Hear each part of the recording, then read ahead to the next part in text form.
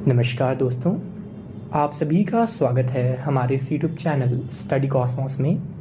तो जैसा कि आप लोगों को पता ही होगा, देश के दिग्गज कारोबारी रतन टाटा जी का निधन हो गया है और उनके निधन के बाद से ही पूरे भारत में शोक की लहर दौड़ पड़ी है। रतन टाटा जी के निधन के बाद लोग उनकी संपत्ति, उनके उत्तराधिकारी के साथ साथ उनके जीवन के बारे में भी जानना चाहते हैं। जो भी उनके जीवन में छोटी बड़ी चीज़ें हुई जिनसे हम प्रेरणा ले सकते हैं, उनके बारे में लोग जानना चाहते हैं। तो आज की इस वीडियो में हम यही सब जानेंगे कि रतन टाटा जी के आने वाले उत्तराधिकारी का नाम क्या होगा या कौन लोग उनके जाने के बाद उनके काम को संभालेंगे, चाहे वो परोपकार का काम हो यानी उनके ट्रस्ट का काम हो, चाहे उनके बिजनेस का काम हो। चलिए इस वीडियो को शुरू करते हैं। तो जैसा कि आप लोगों को पता ही होगा कि रतन टाटा जी अपनी कमाई का बहुत बड़ा हिस्सा परोपकार में यानी लोगों की भलाई के लिए खर्च कर दिया करते थे। उन्होंने टाटा ट्रस्ट करके एक ट्रस्ट या एक संस्था बनाई थी जिसमें अपनी कमाई का एक बहुत बड़ा हिस्सा समाज सेवा के लिए खर्च कर दिया करते थे। तो जो भी वो कमाते थे उसका एक बहुत बड़ा हिस्सा वो समाज सेवा में खर्च कर दिया करते थे।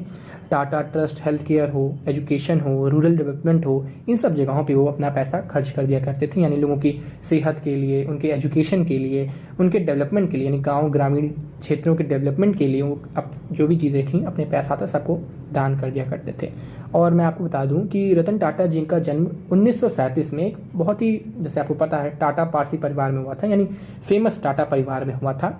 और उनके जो पिता थे और उनकी जो माता थी, उनकी आप कह सकते हैं शादी टूट गई थी या लोग अलग रहने लगे थे। उसके बाद से ही रतन टाटा जी का कुछ जीवन पे ऐसा प्रभाव पड़ा या उनकी कुछ, ऐसा लोग बताते हैं, उनकी एक लव स्टोरी भी थी जिसमें उनकी जिससे प्रेम करते थे उनके साथ उनकी शादी नहीं हो पाई थी। उसके बाद से उन्होंने कभी शादी ना करने का एक तरह से प्रण लिया था और उन्होंने कभी शादी की भी नहीं, जिस वजह से उनकी कोई संतान नहीं है। और उनका उत्तराधिकारी को लेकर ऐसे कई सारे कयास लगाए जा रहे हैं कि जो उनके सौतेले भाई हैं नोएल टाटा, उनके जो बेटा बेटी हैं माया टाटा, नेविल टाटा और लिया टाटा, उन सब में जो उनकी आने वाली संपत्ति या जो भी संपत्ति जो रतन टाटा जी छोड़ के गए हैं थोड़ी मोड़ी, वो सब के सौतेले भाई के बेटा बेटियों में बढ़ जाएगी।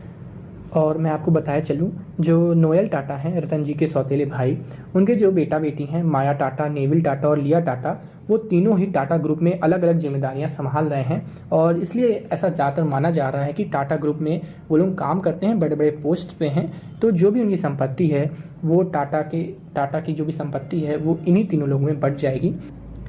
तो आज की इस वीडियो के लिए बस इतना ही। Thanks for watching.